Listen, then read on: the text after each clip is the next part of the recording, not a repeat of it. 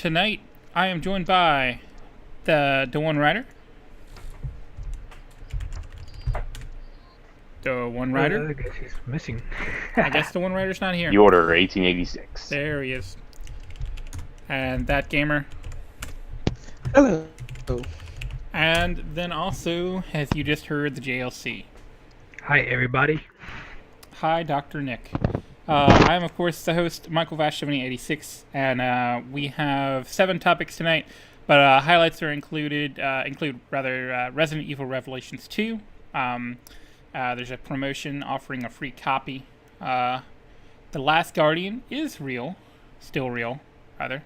And Michael Pachter believes the Order 1886 will sell between 10 and 15 million copies, and we'll have to get to that a little bit later. But video tonight, which I'm going to start up now, so I don't forget. I'll have to do something a little different with it later on. But we got the I actually ended up deciding to open my copy of Evolve. It's just been sitting there, and I'm still like, I don't know if I should send it back or not. And finally, I'm like, I gotta bite the bullet. They already have my money from the pre-order anyway, so I'm gonna give it a shot. And I have some video footage from the monster tutorial, and I believe a little bit from the assault tutorial. But between those, you're gonna see the most of the monster tutorial and probably a little bit of the assault. Then it's gonna go to the Order 1886. I've got part of the first chapter, and then after that, you're gonna have some more Evolve. But I just have to remember to switch over to that. But yeah, we're gonna go straight into what have you been doing. So, Gamer, what have you been doing? I went back to read Console Wars again. It's been a while. Also been playing some Sunset Overdrive lately. Went back to that as well. Nice. And decided to go finish Persona Q. Nice. Okay, so you're going back to read it again? No, I haven't finished it the first time. Oh, so I just okay. went back. Yeah, it's really good. I really like that Yeah. book. I've actually probably will go back and read it again at some point in the not too distant future. In fact, now that I'm thinking about that, I think I need to mention that to my boss at work, because I actually think it'd be a decent leadership book, because it's interesting from that point of view. Yep. But we'll see. That's neither here nor there. JLC, what about you? I recently got back to Grand Theft Auto 5. Just been playing a little bit, but that's pretty much about it. Been super busy lately. Yeah, I know the feeling. And what about you, Dawn Runner? I have. You guys can hear me, right? Yes. Okay, good. All right. I have actually played the Order 1886 over the weekend, and and sadly, I also planned them at the same time. Oh. Not only that, I also beat Killzone Mercenary. It took long enough, but I actually beat Killzone Mercenary.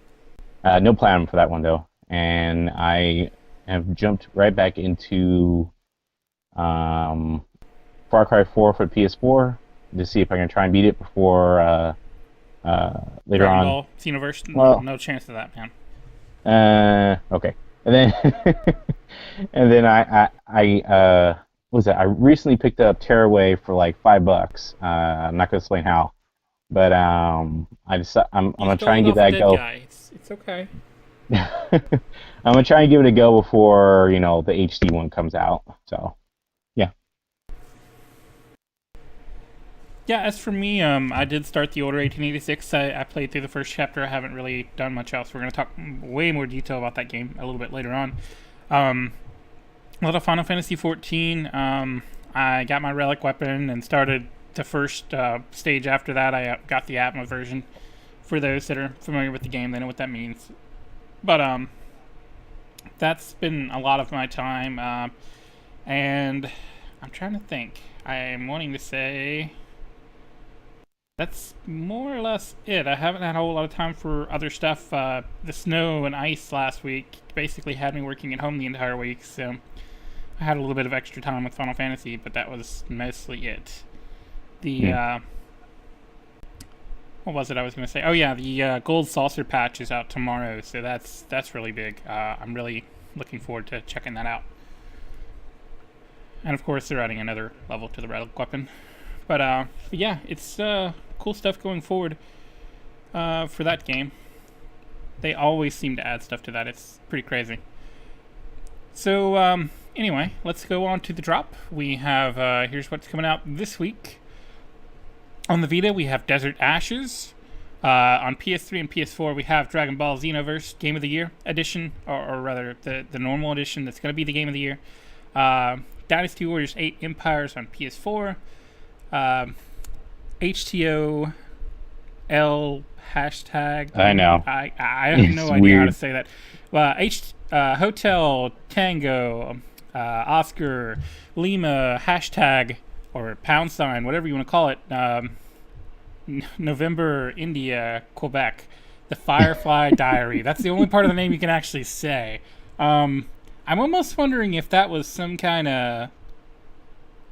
I'm almost wondering if that was some kind of other symbol and the hashtag got thrown in instead. But I guess we'll find out tomorrow once it actually hits the PlayStation Store. I know sometimes in HTML you can have some really weird stuff with like quote marks and stuff like that. So Yep. I wonder if that's part of it. Anyway, that is on Vita. If you can be interested in whatever that game is. Hyper Devotion Noir Goddess Black Heart. How do you pronounce it again? No. I'm not trying. It's the Firefly Diary. The Firefly Diaries, okay? So maybe it's about the show Firefly. We don't know. The answer was no. That's what it was. The Firefly Diaries. We're going to say it's about the show Firefly. And it probably even includes the intro song from that show. But yeah, and that's Hyper Devotion is on PS Vita. Limbo is on PS4. Resident Evil Revelations 2 episode. Go ahead. I wonder if Limbo's cross-buy. They don't mention it, but yeah, they do not. Hopefully it's not like Home. Home was like, oh, that's cross-buy for PS3 and Vita, but PS4 you have to buy it separately. Yeah, and you might have to buy it separately. Resident Evil Revelations 2 Episode 1 is on PS4 and PS3. Rugby 15 is on PS4 and PS3. I have a feeling that's going to be one of those games where I'd be halfway interested if it was like a $20 game just to mess around with rugby, but at the same time, it's probably going to be like a $49 game. And it's like, no, I can't risk that. Or 60, yeah. And I can't risk that on a sport I just don't really know that much about. I mean, it's like cricket. Like, I'd actually like to try to understand cricket, but there's no way I'm spending $50 on a game about it. Star Wars hits PS4 and PS3. Under Night in Birth EXE late. X-late, I guess, on PS3. And then Xavius 3D/G+. I don't know why they have to have all the weird names. I mean, we had games called, like, Jack and Dexter. I mean, come on. Jack 2, Jack Z, whatever. Just... I don't know why we need something that's unpronounceable in the title of a game. I have a feeling it's very bad for branding. Or you can go the funny way and do Dragon Ball Xenoverse, because it's like, oh, Dragon Ball Z, oh, and you're like Ninoverse. I mean, it works, but when your name's unpronounceable, it's impossible to market that. At least by word of mouth.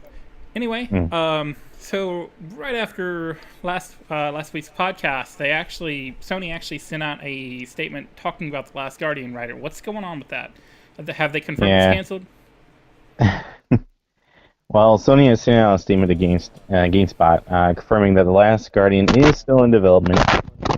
For a bit more information on this matter, GameSpot kind of spoke with IP lawyer Jesse Sever, where he said that Sony has to renew their trademark every 6 months as part of their 3-year registration period.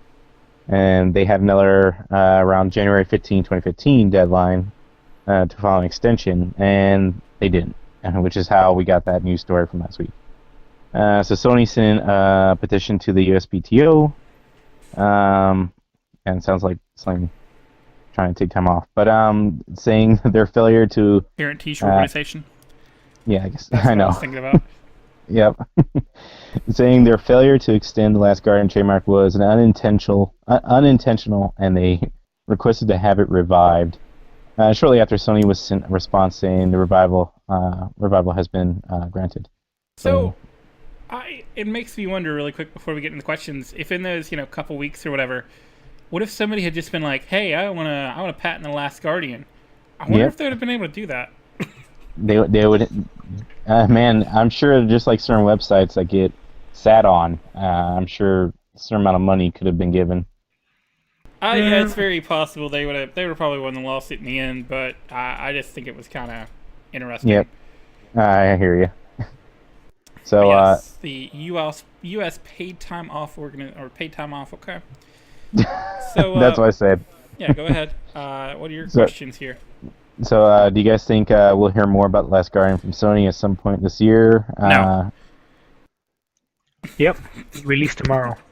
Yes. I hope we hear about more about it this year, but I honestly have no idea at this point. I'm really hoping E3, but we've been hoping for that for the past, like 8 years now. So it's really honestly anybody's guess. And our community actually said, why don't they had the same idea that we had from last week, which is why not rebrand as a new PS4 title instead of being the title that has been development hell, as you said last week, Mike. And I actually have an explanation for that, but go ahead. But I mean, couldn't they have used the assets elsewhere, or are they too stubborn to let it go? What's your thoughts? So, I mean, yeah, they could go ahead and drop the title and all that, but they're probably not ready to announce that. I mean, stuff gets leaked on Amazon France all the time. I'm calling you Amazon France, you leak everything. But, it's most of the time, they're not ready to announce it. Ubisoft is really pretty straightforward. Like, once they get leaked, they're like, oh, yeah, guys, that's totally real. Which doesn't surprise me. They're a French company, right? But but yeah, I mean, it's probably one of those deals where they just don't want to announce it yet. So they're gonna hang on to the patent for hopefully another 6 months, and then they can reveal the new name, and The Last Guardian can be the name that like what was it? I mean, just it could be like a code name or something like that. I mean, a new racing game. Yeah. Oh, no, it's not. I'm sorry. It's not going to be a new racing game now. I mean, the rebranding sounds a lot better than what they're doing right now. I mean, they should just old yellow it and just move on with something else. But no, it's not. It's a PR thing. They're not ready to do that. They're just not ready. I think they showed the game off way too early their first time, so they're being very cautious about what they do with it now. I have a feeling, just my guess at this point is it's on a lot better track, just because I feel like they've probably reworked the entire game. They might still be using assets or ideas from the game, but I have a feeling when we actually see the game, it will be something very different than what we saw. The Last Guardian karting. It's probably where all the cell phone Guardian and trading card game. It's probably where all the cell phone and TV business gets moved on to. Like, oh, that money's going to go fund more of The Last Guardian. Not like we toss more money into the game anyway. Well, no. What's going to happen is instead of one, like, giant bird thing-a-majig, there's going to be 2 of them now because of all the money from that. That's going to give them enough money to make another one.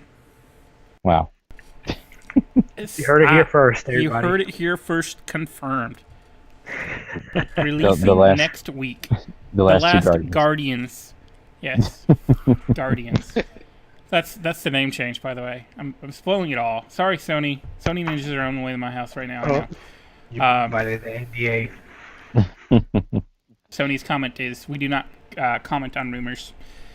But anyway, so yeah, I have a feeling that it's going to be rebranded to something different, and we're going to see something a lot different. I'm really hoping at this point, just because I don't think it would be in development that long otherwise. But, I have a feeling this actually happens a decent bit more than we know about, just because I don't think a lot of times developers really show a game off that early. Like I was saying just a few minutes ago, I think they showed it off the game way too early. And so, what we would typically they have a lot of the game already thought out, unless they're Destiny. And I'm sorry, Destiny, but it was too easy. But yeah, I think typically when we see a game, they have a lot of the game thought out. They have they have where they're wanting to go, the core concepts, all that thought out. I wonder with this if they were still having some trouble or if they just simply didn't have everything thought out the way they thought they did. And when they're coming back to look at it, they're like, "This is not going to work. We can't use this. We have to do something else." It makes me kind of wonder that the company themselves they even said that they have problems with the so-called quote unquote black box, which if many people know back in the day, that means the PS2. They're able to make some miracles out of that thing where we got the Shadow, Colossus, and Ico. Mm-hmm. But this one, I'm pretty confident to say that with them saying in our past podcasts and articles that it has been refocused, I'm pretty sure that means it's going on PS4. Yeah, and they I would probably agree. had so much difficulty in getting it to work with the cell processor. They're like, well, we're just gonna wait till the PS4 is fully out, and then we're just gonna move everything over there. Yeah, well, I mean, it would have been a really tough thing, I think, for them to do it, just because they always have such ambitious games. I mean, even Eco, for what it was, the launch title and all that, I thought it was pretty good. Yep. It was different than It was a anything else at technical the marvel. time. And then Shadow of the Colossus, we all know what that game was like, and Yep. I don't think I've really seen something quite like that when it comes to interacting with something that big with the Colossi. Yep. There's probably something I'm forgetting about, but The God of Wars like to try and dabble a little bit in it. right, but nothing still quite Yeah. like that. Yeah, I hear. Yeah, we're hoping. So you have some information about Resident Evil Revelations 2, right? Or what's going on with this? Does that mean are they actually fixing the price the way it's supposed to be? Well, not that, but like we mentioned earlier in this episode, active until episode 1 launches. I guess this week, February 24th. Capcom is currently running a promotion where all pre-orders of Resident Evil Revelations 2, the complete season on PS4 and PS3, will include cross-buy, meaning you get both versions for the price of one. Additionally, you'll receive the raid mode throwback pack, or map pack. Sorry, as a pre-order incentive.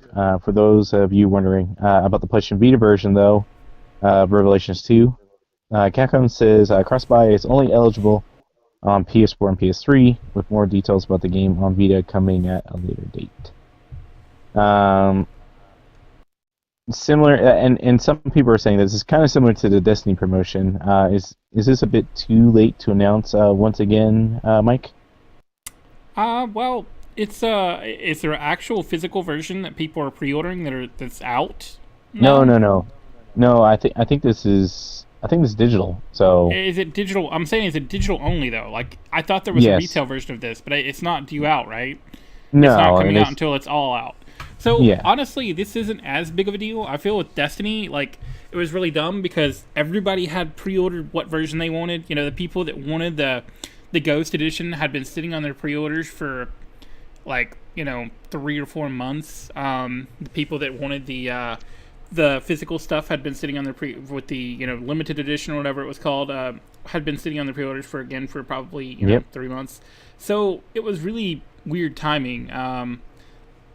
I think that was one of those deals where they're just like, well, let's do this so that we can kind of get people ushered into the next console, because at that time they were with the stuff we've talked about on the podcast, they apparently had ideas for Destiny 2 already. So, and I think they've already confirmed that it's not going to be coming to PS3 and at 360, right? It's just going to be on PS4 and Xbox One, I believe is what they've said. So, I have a feeling that's kind of why they decided to do that. This is a little different because, you don't have a physical version out there yet, and you obviously still had time to pre-order, and it's not a full price game. And I guess for everybody else, why do promotions like this? Why no Vita love? And some even our community say, couldn't they have done a similar Minecraft like promotion where you buy one version full price, and you can kind of upgrade for the other. I guess in this case would have been PS4, and you could have received the Vita version for free, or maybe because the Vita version, because it's not being made internally, no promotion can actually be given, even if they wanted to. Yeah, that'd be something Sony'd have to decide. I imagine that's why. Honestly, this promotion doesn't make a whole lot of sense to me. Nope. I'm confused as to why it's even, done, just because I don't see, it's just not a cross-buy title to me, I mean, if it was PS4 and Vita, or PS3 and Vita, or something like that, Yep. I could kind of see it, but with PS3 and PS4, it's kind of like, why would I want the PS3 version if I have a PS4? And why would I want the PS4 version if I have a PS3? I mean, I guess if you were planning to upgrade and we're still wanting to play it, but I have a feeling this is going to be one of those where you play through it maybe once, twice, and you're kind of done. I don't expect to be one of those where you really come back to it a whole lot. And maybe there's more to the game than I've really looked at. I don't know. Maybe it's similar to how I believe BB Steve he did the cross-buy for Destiny, and so that allows him to play with PS4 players, but also play with PS3 players. And maybe this is similar where, like, in my household, I could be playing Resident Evil on my PS4, and if my wife wanted to play, she can play it on the PS3 downstairs. So maybe this is for those type of people. Could be. And, it's nice. I'm not complaining. It just seems kind of odd. Yeah, I know. I agree. I think I would have preferred, like what you said, where it's a PS4 and Vita or a PS3 and Vita. But I will. Well, yeah. So, Sony got paid for that 20th anniversary PS4, right?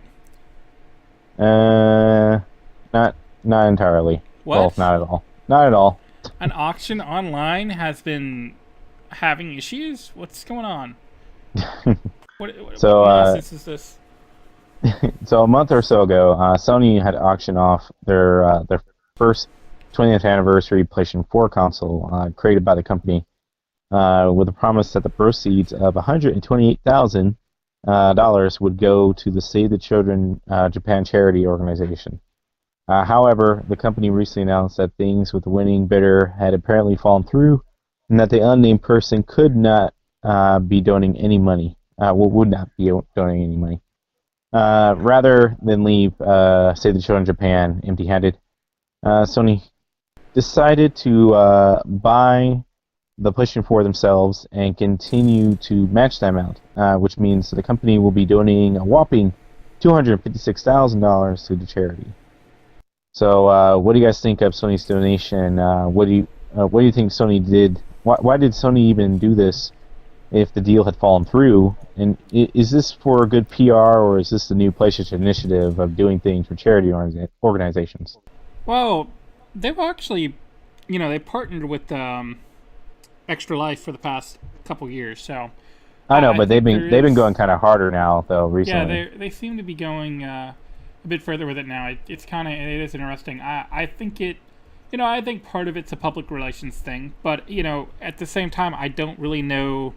It's hard to say because I don't really know who would make that decision and who would actually, and what they're actually like. I would like to think that there is some goodwill, toward charities and the upper management in Sony Japan, but we don't really know. We don't really know the group, so it's really hard to say whether it's just a PR move or whether it's, saving face because somebody skipped out on them for the money they agreed to pay, or what exactly. So, it's really tough to say.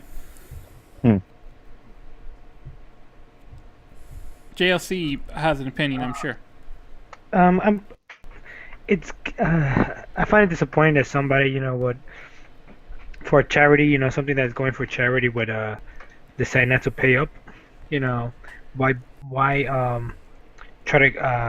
join this trying to buy this, the console when you don't even have the money. I know people joke around, people mess around on the internet, but if it was going for charity, don't mess around, And I think it's nice from Sony to give out this money to the kids in Japan, but they really shouldn't have.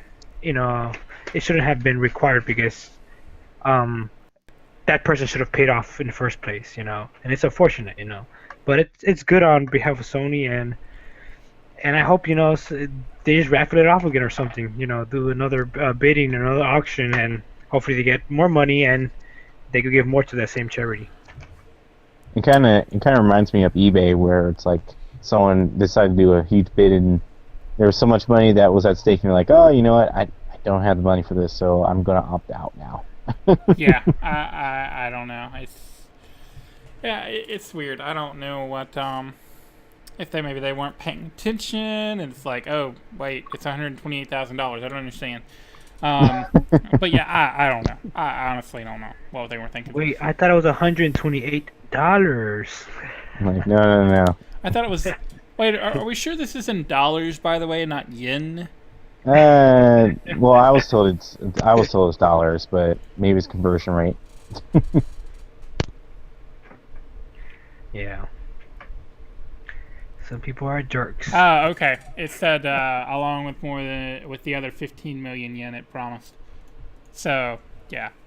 Yeah. Because from what I remember, you basically take yen and divide by 10, and you get something like a dollar amount. So I was gonna say if it's only 128,000 yen, that's more like $12,000. And I'm like, that's not a whole lot, but yeah, that looks like it does look like it's actually 50 million yen. Yeah, 15 million yen for the 150, and then another 15 for the actual console. So Yep. yeah, that would put about about 256,000, I guess. It's not exactly 10, but you get the idea. Yeah. Probably when they're writing the checks, so how are we gonna pay for this? And then they, as much as I like to keep dragging this horse out of here, they're like, oh, just look at the phone and TV division. Just take the money from there. Well, so to be fair, I mean, with a company as big as Sony, leaving 15 million yen laying around on a table isn't going to be a big deal. They're like, hey, didn't you have 15 million yen? It's like, did I? Oh, well. I mean, $256,000. I mean, yeah, that's a lot for us, but I mean, they're talking about billions when they're looking at money. $250,000 isn't going to be. I mean, obviously you don't want to leave it sitting on the table, but it's not going to be. That's not a huge deal to them. It's not going to affect the bottom line one way or another. But yeah, it is good that they went ahead and followed up. That's good. And then I have the number one to display somewhere. Ryder's gonna break in and take it now. But so Project Cars delayed again. Yep. How long is this delay, Ryder? Well, not that long. It's actually just I believe it's just a couple weeks. Are you trying to say this developer is slightly mad? Actually, I think a lot of potential customers might be mad, but hopefully not too much. The customers are probably slightly mad, but that's the name of the studio. Yep, that's why I said it that way. But previously, enduring a delay from November 2014 to what was priorly March 2015, Bandai Namco and Slightly Mad Studios announced last week, that Project Cars had suffered another delay, but this time it's only a few weeks, now releasing on April 7th in North America for the PlayStation 4. This was on PC. The reason for the shift is due to final adjustments in the game that are required to provide to the fans with the best gaming experience they can have. But what do you guys think of Project Cars being moved to April? Do you think this was moved from its March date because of fear of being buried by Battlefield Hardline, Final Fantasy Type 0 HD, Resident Evil Revelations 2, Bloodborne, and amongst others, of course? But yeah, I Final Fantasy Type 0, I don't know how well that's actually going to sell. I'll be very curious to see those numbers if we get to find out. Last I heard, they still actually had some limited editions sitting around, so I don't I don't know that that's going to be a huge seller. Battlefield Hardline, I have no idea how that's going to sell. So the other two, they're kind of bigger deals. But I have no idea on Hardline. Like, I feel like there's so many people that hate that game, and there's so many people that are like, well, it's Battlefield and it's kind of fun, so I'm going to buy it. So Yep, I don't really Battlefield know. hardcore. I have no idea what to expect for that game. I don't know if it's going to sell like 1 million copies or if it's going to sell like 5 million, 7 million copies or what. They have to market. They have to market the thing like crazy for people to buy it. That's all it requires nowadays. They kind of have the market cornered though, because there's really not another big FPS coming out at the moment. Yeah. I mean, Evolve just came out, and that's some people really like that, but there are definitely going to be some that by that point are like, well, it's time to move on to something else. I've unlocked everything, blah blah blah blah blah, and that's what they'll do is they'll go and pick up that because they're either done with Call of Duty because they prestige 14 times or whatever. So I don't know. I have really this is one of those where I'm really not sure at all how that game's going to sell. But do you think that it was this game was moved because of all these big releases that are coming up next month? Possibly. It's also possible. I mean, delays of a few weeks happen a decent bit, so I'm not super concerned about that. I think if they would have, because last time they basically said, we're gonna tweak some things, and we're also gonna avoid all these other racers. So yeah. So I don't think they'd have a problem doing that again if they were just want to delay it a few weeks. But I have a feeling, it's just like, well, guys, we can do some more play testing. It's not a huge deal. What's funny is with the delay from the November release, I think they would have been fine because out of the two racers that was going to possibly come out that month, I think it probably would have been actually working perfectly compared to the other title that came out that month. Well, actually, no other title came out in November. Drive Club? Drive Club was out already. They come out. I thought it came out like around that time frame though. Drive Club came out, I believe, in October.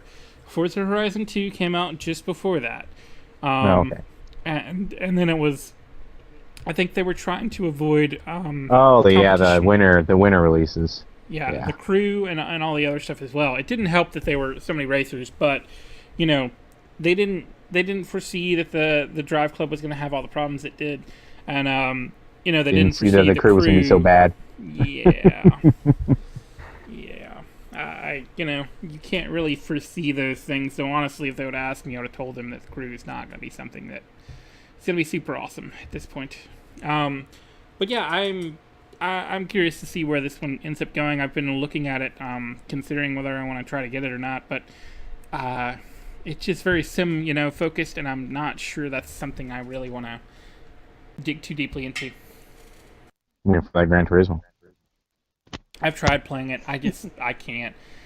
Forza is about as sim-like as I'll get, and I really like the Horizon series better than I do the main series. Yeah, same here. I prefer Forza over Gran Turismo. So. I understand that Turismo is a better sim, probably. I don't find it fun. It's not. To me, it's not. I don't want to get super realistic and all that kind of stuff. I don't really care about it that much. Like, I'm not one of those people that's like, I think it's iRacing on PC that you can pay like it's actually called like a subscription fee and all that, but like they have laser scan tracks from real tracks around the world and all this other stuff. And like, if you're really into racing and you've got this crazy cockpit that you're using and all that kind of stuff, go for it. But I'm just not that into sim racing. That's why I keep holding out for that plus edition drop so I can play my arcade. Yep, we shall see when that happens. Yeah, I keep forgetting Bloodborne comes out next month. Yep. It does come out next month. I feel like we're not really hearing much about it. I'm sure they're going to do just like the Order. They're going to bombard the crap out of TVs with tons of marketing. Oh, I don't have live TV anymore, so, well, I do with Sling, but I don't have, like, actual cable anymore, so I never see the commercials anymore. Makes me wonder. Um, Makes me wonder how reviewers are doing things nowadays. It's going to do well, but I think because the huge Dark Souls community, I don't think it's going to have a problem. But it's going to be a fight between those two titles, though. I think Dark Souls 2 and um, Dark Bloodborne Souls come out the 2. same month. I No, think they it's come out Dark the same Souls month. 2 is April. Oh, it is? Okay, Yeah. good. Because man, that would have been really bad. Yeah. Well, I honestly, I don't know. I don't know how many people are gonna pick up Dark Souls 2 again. Like I'm not. I don't know how many people are gonna be like, oh, well, I need to go back and replay this. So There are the hardcore people. I'm sure.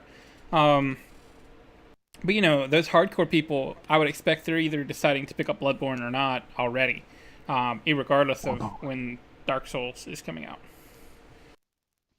Because I mean, if that's one of the games they've mostly played, I mean, that's what they're gonna want to get another game like it. I would expect. Hmm. Well, hopefully, Project Cars turns out good. Yep, that would We'll see. that'd be good for them, I'm sure.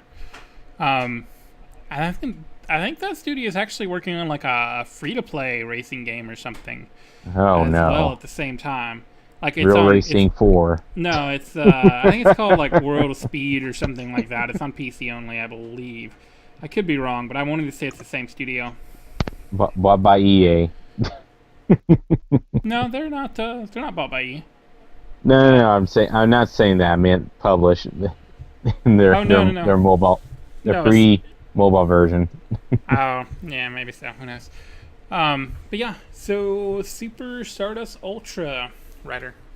Yep. What's going on with So in a fact sheet sent out to reviewers with Super Stardust Ultra, Sony said that the new PlayStation 4 title is Morpheus ready. To fully understand what this means, Sony sent out a statement to Eurogamer, clarifying that it just means developer Housemarque is testing out Project Morpheus with the title, but nothing is, of course, in concrete.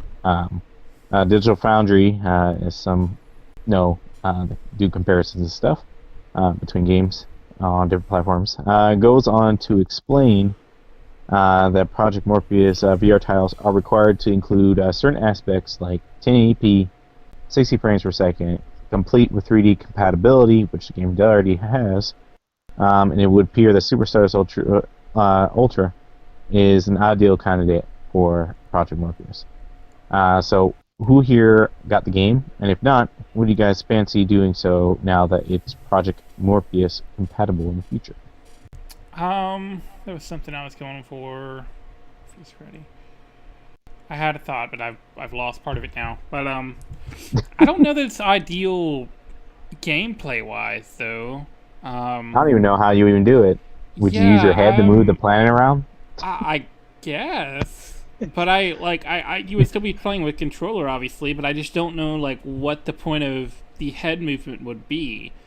I have no idea.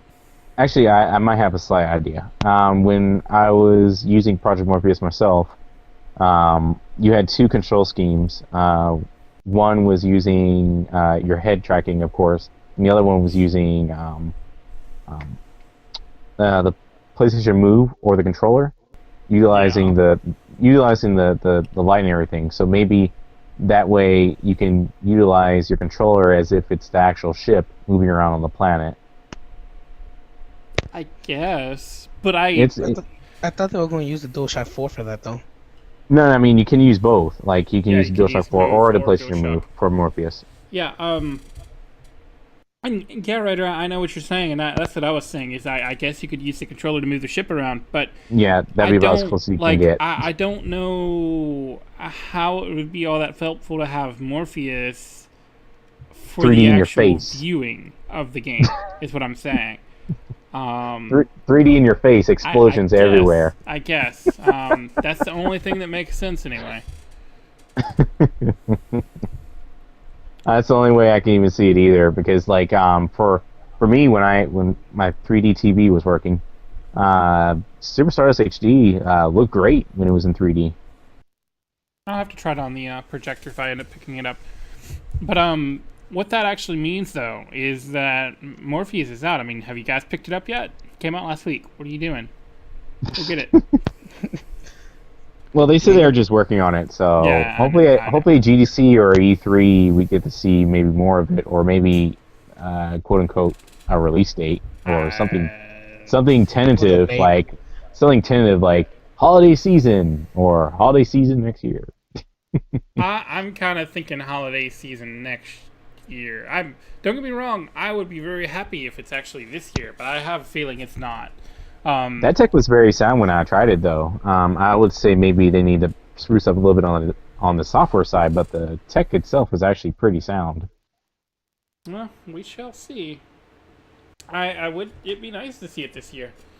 I just don't know if the platform is quite ready for it yet, but we'll see. If it keeps selling like it is, maybe it will be.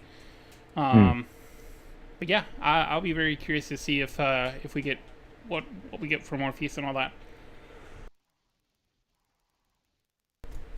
So Darksiders 2 Definitive Edition and Legend of K HD, which I cannot recall. Legend of K, but what's going on? And a bunch of Nordic games. So last week, Darksiders 2 Definitive Edition, Legend of K HD, and other Nordic games. For those who don't know, they bought a bunch of titles from different companies like Painkiller and a couple stuff. Was spotted on Amazon, which announced that the games would be hitting the PlayStation 4 later this year, and the listing created a lot of speculation, causing Nordic Games to kind of confirm that at least Darksiders 2 listing was on Twitter was true by mentioning that while the listing is unquestionable, the company would not give out any details yet. Hopefully, however, Nordic will release some details in the upcoming months, such as when the game will actually be available on the PS4 for us all. But what do you guys think of the confirmation? Is Darksiders 2 Definitive Edition something you would pick up? But the bigger question is, according to our PlayStation community, why not create a Darksiders collection instead of only doing half if you plan on bringing it to PS4 owners? Well, I mean, who's to say that they aren't doing both? And it was just that the Amazon listing just stated Darksiders 2, so that's why some people are like, why not just do the whole series? All DLC, do like a handsome collection type of deal. Well, that's what I'm saying, though. We don't know. But if the game's like $30, then you can buy Darksiders 1 HD for another $30. I mean, we don't know yet. Yep, you're right. I think it's far too early to, box it in if they're not doing that. Personally, I don't know that I'll be buying... I mean, like, I've tried playing Darksiders 2 a couple times. I just don't know that I'll be picking it up. I don't know. I didn't find... I think it was Death in Darksiders 2. I didn't find him nearly as interesting as War. I really liked the way War played. Death, I don't know. It just didn't quite work for me the same way. There was some good improvements, like, loot and all that, but I really liked the way the first game worked. But, I like this. Maybe I I'll like the change first one my as well. mind. Maybe I'll change my mind by the time it's out. Did the other two of you guys even bother playing the Darksiders series? I played the second one, but just the beginning part. Jealousy's He like, hated the game, so, yep. He hates all games. He played it in Platinum it and just doesn't want to admit it. He platinumed both games twice, dude. He's got an alt account that he plays games on just for platinums. The easy platinums. Yeah. He doesn't realize they don't go his profile though. JLC. Those don't count in your score, man.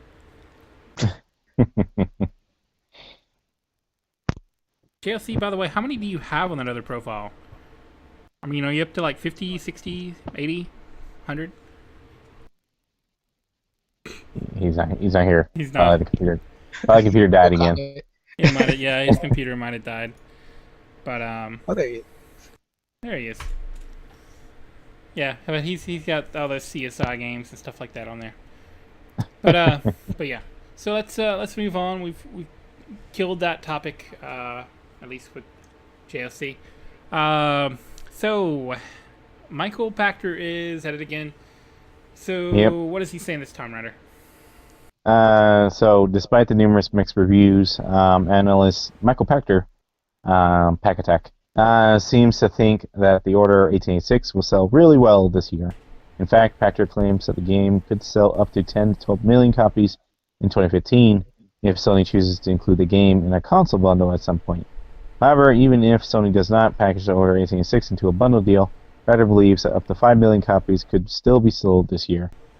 And just a little note for those who looked up on the internet, actually the number one sold game in the UK right now for this month is the Order 1886.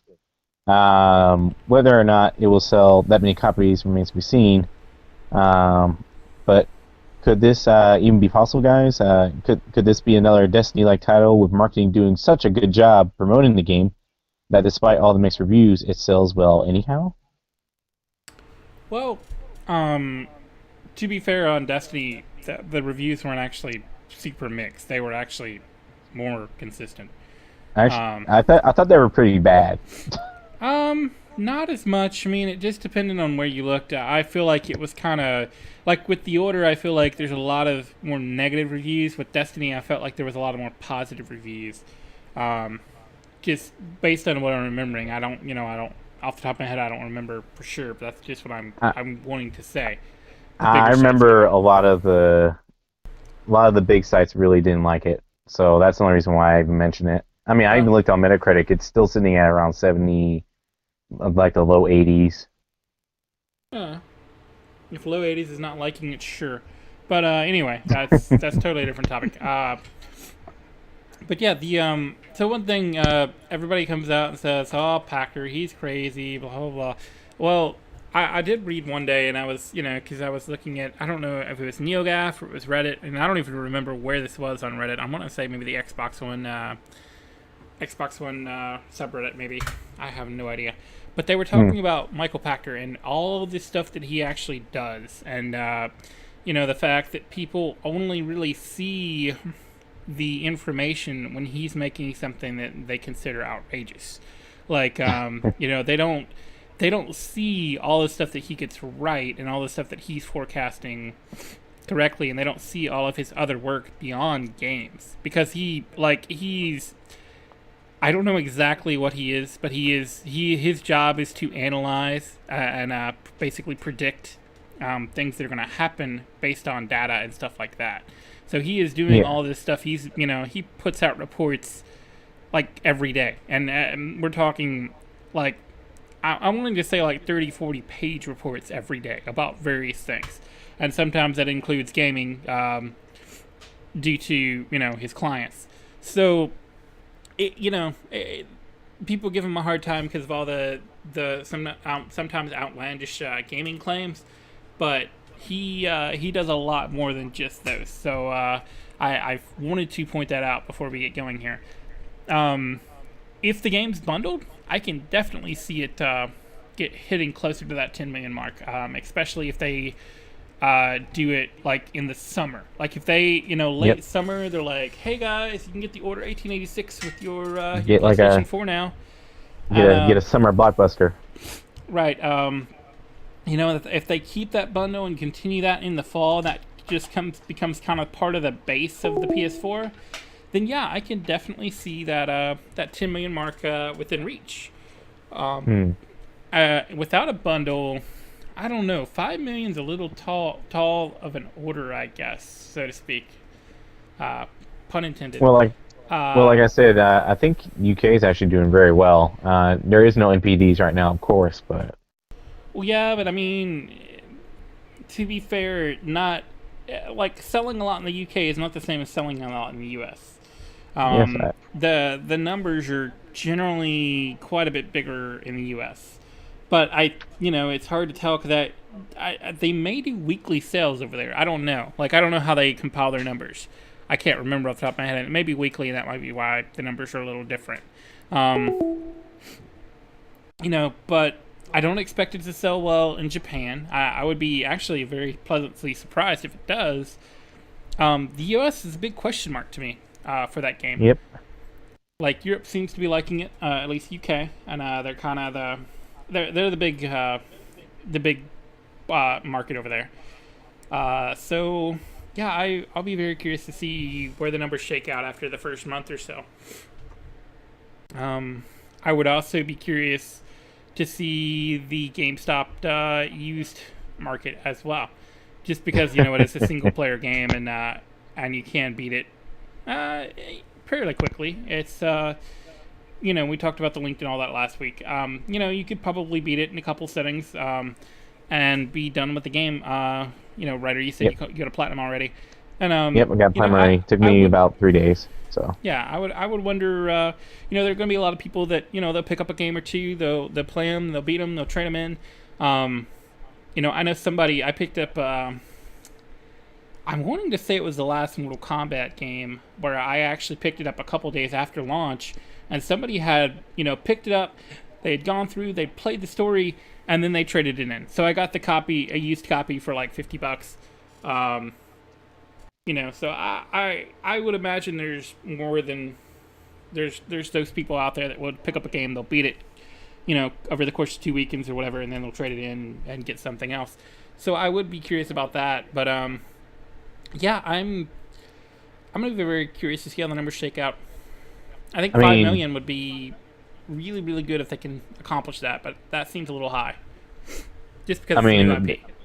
There's even a market where a lot of people don't want to admit it, but like there's a lot of people who buy Call of Duties every year, and of course they play the multiplayer and stuff like that. But there's some who actually just buy it just to see how the story is in the game. Yep. And they just don't really care about the multiplayer. They just play the game, they beat it, and then they just trade it in. Yep. And Call of Duty games, they probably last about 5 hours, maybe around that time frame. And then why spend $60 when you're only gonna play 5 hours? But some people just don't. They just like the experience, or they like the see how the story goes out. Like there are people like that. And people think it's a really small market. There's actually a big market for it. I don't know about how big of a market, but I did know somebody that was like that. I'm just saying it's fairly large. I know he did not want to buy. He was really interested in the Modern Warfare story. He did not care at all about buying the third game, but he picked it up just to play the story. He beat it, and then I think he probably traded it in right after that because he was done.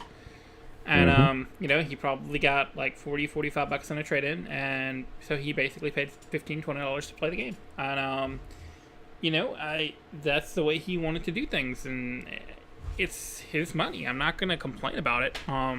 That's what really confused me on some of the people that were all, oh, you shouldn't even bother picking it up. I mean, it's like, why do you care? It's not your money. If I'm taking the money out of your pocket, sure, but I'm not. But yeah, 5 million copies does sound kind of like a tall order, so to speak. Once again, pun intended. Without a bundle of some kind. So, I would be pleasantly surprised if it reaches that without a bundle of some kind. But if it goes on sale. Well, PlayStation Plus. That's what I was wondering about as well. Is PlayStation Plus, but I don't think that's happening this year. But yeah, we still haven't even got knacked. Yeah, we still haven't got knacked. And I still don't know that we're actually going to get knacked anytime soon, honestly. But so what's our community topic tonight, Ryder? Pretty much our community topic is the Order 1886 reviews. They came out, and I literally had to sign out of the forum because I get notifications just off of replies from within the forum, and started going really, really bad.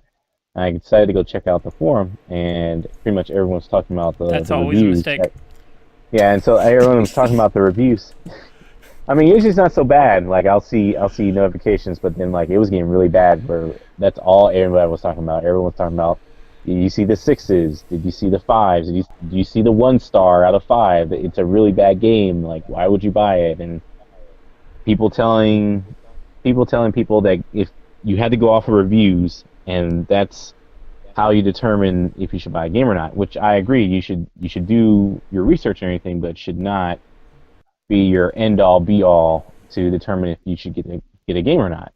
I mean, there's well, to be fair, reviews are ultimately someone's opinion. Yeah, I know. It's I someone's mean- opinion on it. And even with my own, like, I have my own opinion on the Order 1886, and it doesn't mean it should be everybody else's. It's just, just No, different. Ryder, tell it like it is. You really you think it should, but I'm joking. But it's one of those deals where I feel like and you were talking about before the cast, even some of the bigger sites, they actually have several that are actually liking it. But of course, I'm seeing everybody say it got panned in reviews, it got terrible reviews, blah blah blah blah. But if you actually look at it, like, it really seems very mixed. Yep. I think you said It's all over the place. Game Trailers really liked it. Yep. And you said some other bigger site. I can't remember what it was. It was Game Trailers and Game Informer. Game Informer, they wanted to give it an 8, but they said that it reminded them too much of 2005, so that's why they didn't give it a solid rating of an 8. They gave it a 7.75. If you check out their podcast, they actually particularly did like it, and in actuality, they compared it to how Uncharted started out. Like, Uncharted was great. They said no one wants to remember that game actually only lasted, like, if you looked at the gameplay. I mean, I pointed that out. they said if you actually played Uncharted, it only lasted you probably 6 to 7 hours. Yep. I said, but no one wants to remember that. They don't remember that at all. They're like, oh, it was a bunch of gameplay and I had fun. Like, yeah, it was an experience. It was a great experience for anybody. But then there was no multiplayer. And then your replay value came out of collecting everything and getting the trophies, which was the same way as the Order. Keep in mind, at first, they didn't even have trophies. No, they Uncharted didn't. 1. You just beat the game and you collected. They did have something called emblems. Yeah, they had the treasures you could find, but that was it. Yeah. So, but everyone likes to forget that because, like, Uncharted 2 came out and it had a fantastic beta, had a fantastic story like usual, and then the multiplayer became the staple of the series, and no one really looks at the Order like that. They're like, well, it's just awful. It's a single player experience. It's short. You get it over with it, and just something else to play. And, like, I mean, I don't know. I couldn't explain how, like what you said. I couldn't explain the mixed reviews. It was just weird because then, I mean, it actually made me more excited for the game. It's like, well, you know what? I want to see how this game plans out, or, how I feel about the game. So, I don't know. I guess it was a double-edged sword. It worked out to the point where I wanted to see how the game played out on my own instead of trying to figure out, well, IGN hated it, and, and a couple other people didn't like it, but, these other sites actually did like it. So maybe it's actually a good game. Well, So I think just like you actually kept your pre-order, unlike Evolve, where you're like, oh, you know what, nah. well, no, I actually ended up keeping my pre-order for Evolve. Oh, you did? Oh, that's Yeah. right, you did say I that. popped it open today, and actually, now that I'm thinking about that, let's switch the video up here, so we can get, because it's been probably. I'm gonna switch over to that. There we go. Okay, but yeah, and I went back and forth on that game, and I finally, like yesterday, I decided, okay, I'm gonna go in and open it. I haven't sent it back yet. Obviously I want to try the game, so I'm gonna have to try it and see how it is. If I absolutely hate it, then I'll just go trade it in or something like that. I usually don't, but I was like, well, I've kept it this long. Some things, obviously I don't want to send it back too much. But yeah, when I was seeing all the reviews come out, one thing at my job, like sometimes I'll be waiting on something like a process to run or something like that, because I'm looking at my computer all day long, working on whatever I've got going, and so sometimes I'll have a lull of a couple minutes. It's not really long enough to do other work, so I'll pick up my phone and I'll just check Google Now, see what's going on, and I was seeing like stuff all over the place. Like I was seeing some people saying this game is awful, and then I'd see somebody calling it like a masterpiece from the PS2 era, something blah blah blah, and like it's just literally all over the place. Yep. Everything from they hated it to they thought it was the PS4's best game to it was a masterpiece to it. and it reminded them of PS2 masterpieces that came out. And I mean, I'm like, wow, this game. There's just no, and it's like there's not even really I would say middle. There is a middle ground, but most people consider like a 6 a bad review score. That isn't the middle ground anymore. So, according to most people, if you look on the internet, which the internet has to be true. But what ultimately review score wise, I'm seeing a lot of 5s and 6s, and I'm seeing a lot of 7s and 8s. It just seems kind of, and I've even seen a few higher off in that crazy end that I'm talking about. I was mentioning. So I really don't know. I've only played chapter 1. I knew what I was getting into because I played the demo, so I obviously knew it was coming. And I like it so far. I'm not very far. I'm not gonna be burning through the game, so I don't really care. It'll probably take me, a couple more weeks to beat it because I'll probably only be playing it, on the weekends because I know my wife's probably gonna want to watch it because it's a really pretty game to look at. It's a nice cinematic game. It's to me it's best to use it as an experience, not a run and gun. Shoot the zombies or half-breeds or whatever you want to call them, game. Yeah, and some people they approach the game as if it has to be like others. Like I've heard, if you look at some of the reviews, and certain people have personal opinions about it, where they wish it was open world, or they wish it was lasting you for like 50 or 100 hours, or they wish that it had some sort of multiplayer attached to it. But the thing is, like, that's not what the developers were seeking to do. It was more they were providing an experience. But not a lot of people saw it like that. They saw it. I think I put it very well to one of my friends who actually was interested in the game. I said you have to approach the game for what it is, not for what you want it to be, because it's not how they intended for it. Like, it's just a starting point. Like, if this is sell well and they make a sequel, they'll probably listen to all the concerns that they had where people want to co-op. Guess what? Co-op's in there. If you want multiplayer's in there now. Like, it's just that Sony was making a big gamble on a new game, and if it didn't sell well, there will be no point of attaching all this I guess you would call it like support, like new maps or that type of thing. They took a gamble on The Last of Us just easily because it was Naughty Dog. Naughty Dog was making great stuff already. They didn't even care about how much money they tossed into that thing, and they say just add whatever you want.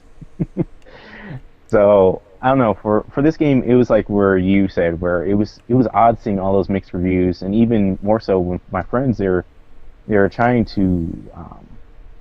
Even for the forum themselves, they were trying to influence people what they should and shouldn't buy, and it was just weird. It's like if someone was already interested in the game and the game's coming out, more so if they can read the reviews later. If they want to enjoy the experience now, like I'm not going to try and change their mind because it's like that's not my money. Like I'm not telling them what to spend and what not to spend. Like there's some people who love Danganronpa, and I don't even care for the series. Like, does that make the game bad? Does it make the game? Should I tell other people not to play it? Like, yes, like yes, you should.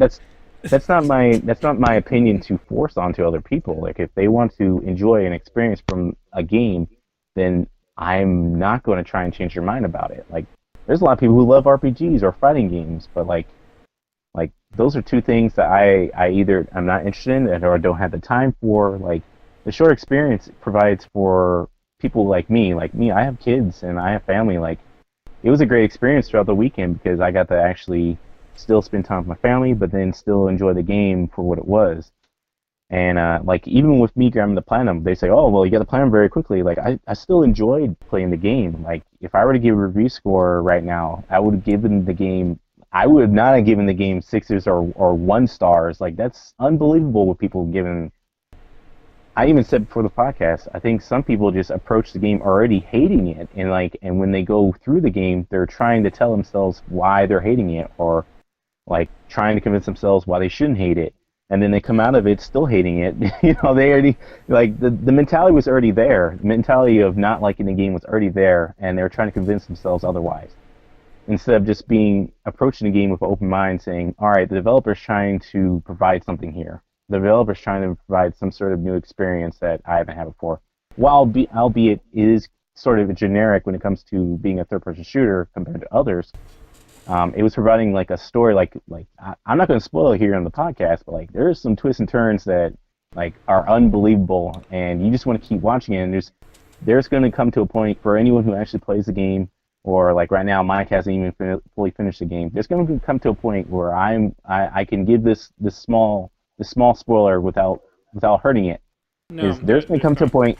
There's going to come to a point where you're going to have a Last of Us situation, and you're not going to have anything to do about it, and that's fantastic. I love when a game does that because then it gives you that experience. I don't know if it's saying taking away the control, but like it gives they're expressing themselves so that you can enjoy the experience.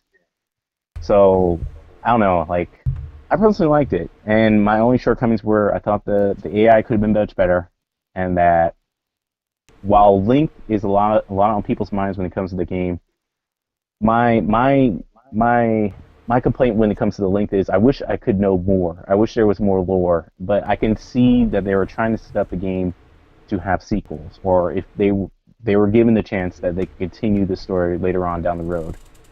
So I don't know. I think I was gonna say I think the like actually when I was playing the prologue I was like okay, what's going on here? And then you get to the end of the prologue scene and you're like, oh, how does this make sense with the rest of what the game's talking about? I don't understand because I knew the basics of what was going on, but the prologue it's like okay. But I mean when you actually play it, like and that was a good point right there. Like it has a great story, and I mean it actually checks marks pretty much. If you were to actually look at the game as a whole, it checks marks everything, and it still received like mixed reviews or bad reviews. It's like has great graphics, sound design is freaking fantastic. If you actually listen to the music, and if you have pre-ordered, got the collector's edition or the premium edition, you could have got the soundtrack for free. Well, not free, but part of the package, and it's excellent. Like if you listen to it by itself, it's freaking awesome. And then the gunplay, like it has different types of guns, and there's like very Insomniac feel to itself, where it has secondary fire for a lot of the weapons, and the gunplay was really fun. Like it was an overall fun game, and totally great story, had great music. I mean, what else could there have been added to it besides multiplayer and maybe a longer story? Co-op. I think co-op would have been a better choice. That's why I say a multiplayer. So yeah. I mean, that's the only things. That's the only things you can actually knock it for. One thing I do not like is I feel like, and we've talked about this a little bit before, this transition between cutscene and gameplay is actually almost too seamless. Yeah, it's very seamless. You won't really know when you're actually in control and when you're not, and that is something I think they need. That's one thing I think they need to figure out for the sequel if they do end up making one. Another thing that I think they need to work out is like a lot of times they'll have slightly different control schemes depending on what you're doing, and I think that's something they're going to have to look at because they need to have some kind of when you're doing something, this always needs to be whatever, and that button always needs to be able to do whatever. So, I think that's something they're going to have to tweak, just so that they're not constantly having tutorials on the screen. Yeah. And, it's kind of cool at some points that they let you play through those sequences, but at other times, like, I feel like they take the control away and they don't let you do things... Yeah, I heard too much. I heard some people complain about the movie gameplay ratio.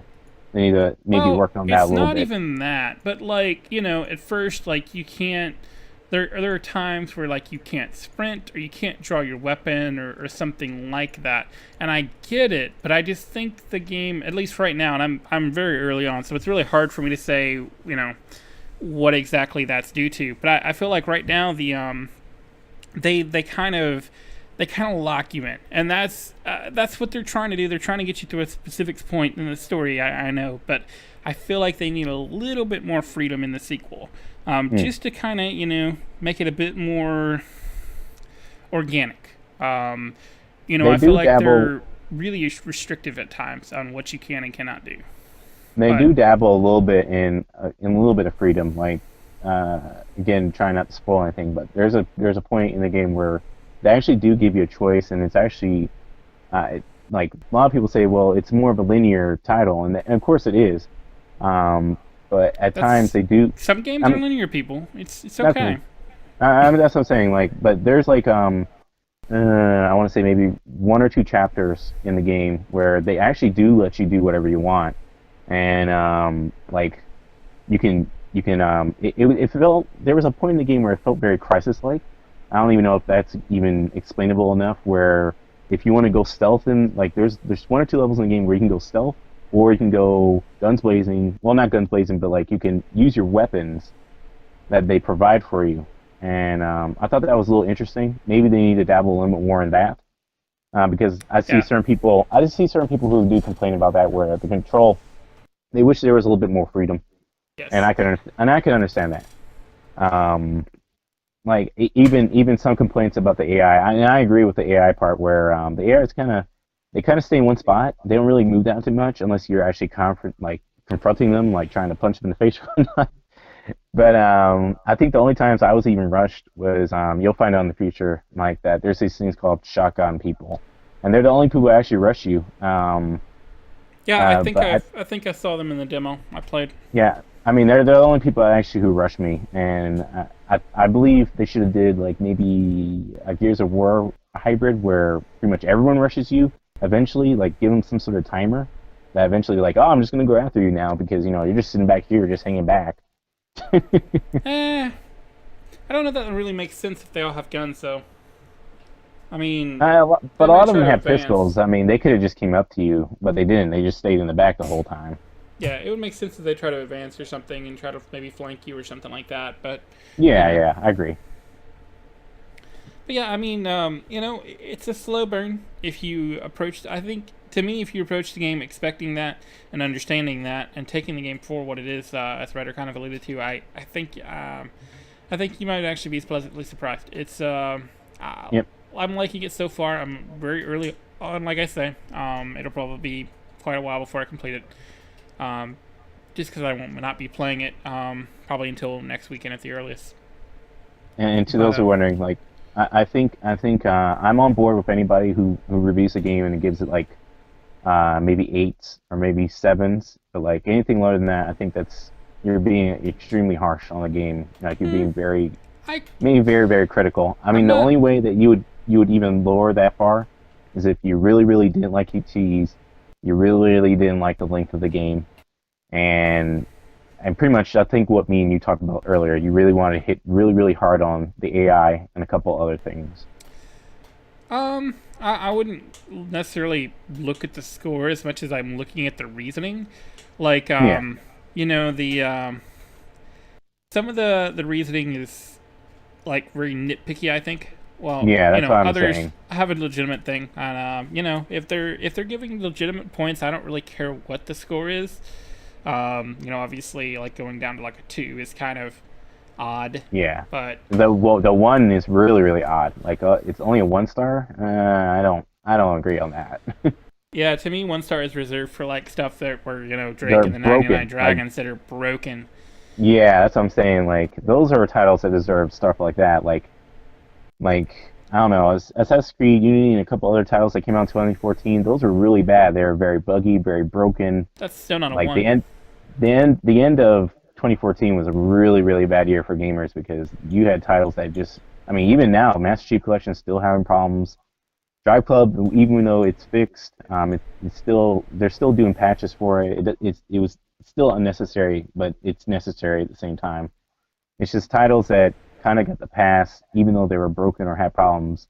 Plus, for this title, in actuality, I think if you look at the Order 1886, there's pretty much no bugs or any like technical issues. Well, they said I believe they said they didn't have any more patches planned. So the game is standing as is. There's no DLC. There's no alternate costume. Say, hey, there you go, people. You're complaining about DLC, complaining about patches. They have 1 patch. It's out. Yep. They're not planning on doing anything else. Apparently, they're not planning on doing DLC. There's your entire experience. So but yeah, I don't know. gamer. Like I say, if I were to give a review, it sits at an 8, 7.5, well 7.75. That's where my kind of review sits at. So I know the game's not perfect, and I really hope that people who are listening to this podcast I think it's perfect. It's not. It has some flaws. It needs some fixing. I don't think it's awful. Like a lot of review sites have told gamers, even through the forum, the game is awful. Don't buy it. Don't play it. Like I don't agree with that. Yeah. I believe gamer and DLC guys didn't pick it up, right? Yeah. I didn't pick it up. Did not. Ooh, And for those who feel they need to wait for a price shot because they think that their time matters, like their time, I guess it's called time versus value or something like that. I'm more power for you. If you want to do that, that's fine. I'm not telling anybody to go buy the game, or if you get that feeling that that's what I need. I'm telling you right now. Like if you want to wait for it to drop $30, and that's when you think it's worth it. If you feel that renting it, I'm not condoning renting, but if you feel that it's a rental because you want to enjoy the experience, then okay. But yeah, I think if you're still on the fence, you should definitely consider it. I mean, yeah, give I the game do a think there are try. a lot of factors that end up making it worth it to me. I was, I wasn't dropping my pre-order. I knew that. Um, like I said, it just I really don't know what some people were expecting with this game. Kind of like the one where I was kind of laughing at the people that were talking about how Destiny was going to be the next Halo and blah blah blah blah blah, and they were all upset. I'm like, come on guys, do your research. Um, I don't know why people thought this game was going to be 20, 50, 100 hours. It's just simply not that type of game. I never No, expected it to be. I don't know why people did. I But didn't. I didn't at all. So for I mean, it's whatever. like what you said. It's an expectation type of deal. Yep. Well, I think we've ran that one into the ground.